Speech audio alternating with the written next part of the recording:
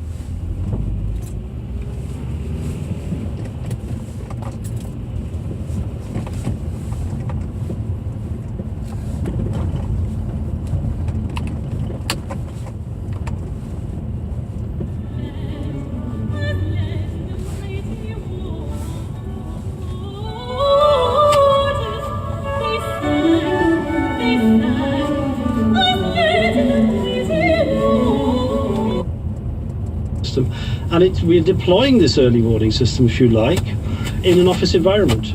If you're trying to concentrate on a task in the office, is it harder to concentrate the louder the noise is around you and the more people are talking?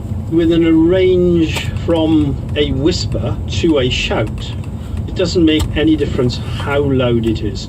So it isn't that a sound has to be loud for it to be irritating or intrusive.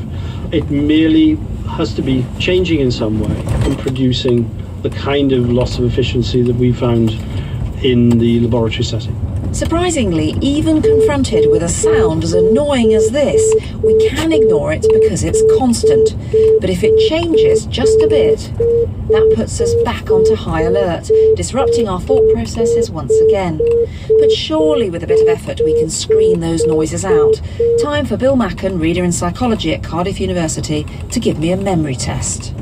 So here we have a really simple sequential task where you get presented with a series of numbers, one at a time on the screen of the computer, 1 second each, and all you have to do is remember the order of that sequence until the end, and then you write down what you remembered. That's the simple task that we use a lot. You're making that sound nice and easy. I'm wondering if it's going to be so easy as all the sounds going on. We know that these sounds, as simple as the 2 tones going up and down in frequency, that's enough to disrupt your ability to do that task. Okay, let's have a go at this then. So it says press the space bar to start. It says ready.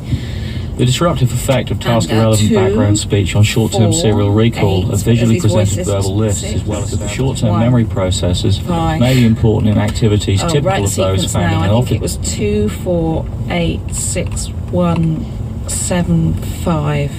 I'm not sure that's even enough of them, is it? No, you didn't do too badly there, actually. You did what people typically do in that task, which is the first one or two you get right, the last one you get right, and it gets a little bit jumbled in the middle. Yeah, that's exactly what happened. Now, you're doing that under difficult circumstances because you have that single voice going in the background. So in other words, you have a sound that's made up of sequences of syllables and words.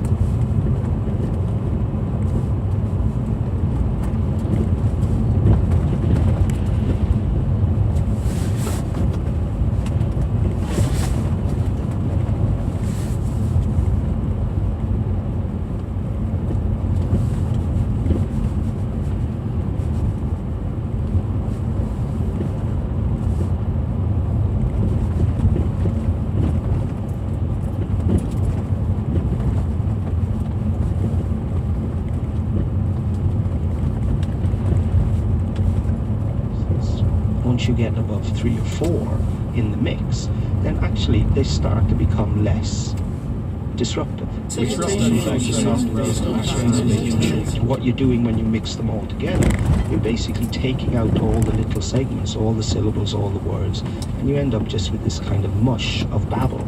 So loud background hubbub is fine and everyone merges together, but if you happen to sit near just 1 or 2 people with loud telephone voices, then you're back to square one. But perfect silence isn't necessarily the answer either. Julian Treasure has other solutions. If you have a pin quiet office, it's absolutely intimidating. It's where you lose all privacy, so people over there 30 meters away can hear your personal conversation. That's really intimidating. So you need privacy, which normally comes with some sort of masking sound.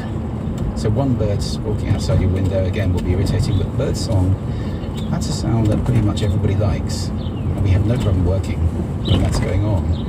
With sound, for example, that's an American phone ring. It's a very loud phone ring. Yeah? I feel like I just walked out of Kojak or something. Well, that's showing my age.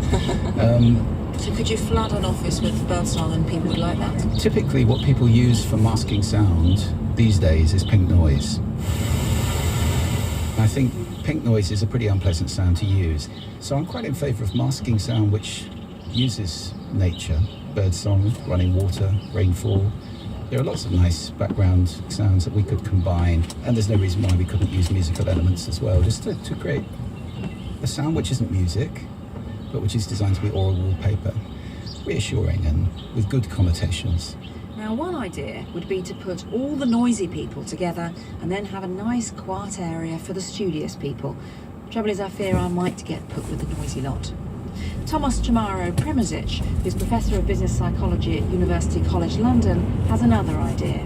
He's interested in creativity, and he says that if you want to be at your most creative, you need to work next to other creative people so that their ideas rub off on you. The problem here is still that some people are quietly creative, while others are louder. One size does not fit all, basically. So there are personality characteristics and character or value issues that determine whether you will be better fitted to one environment or another.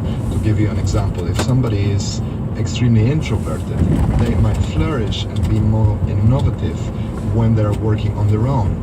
And if somebody is very extroverted, they might be more creative if they're actually in the center of attention. They have a big open plan office that is looking at him or her, and where they have to constantly perform, because they're almost exhibitionistic in a character role.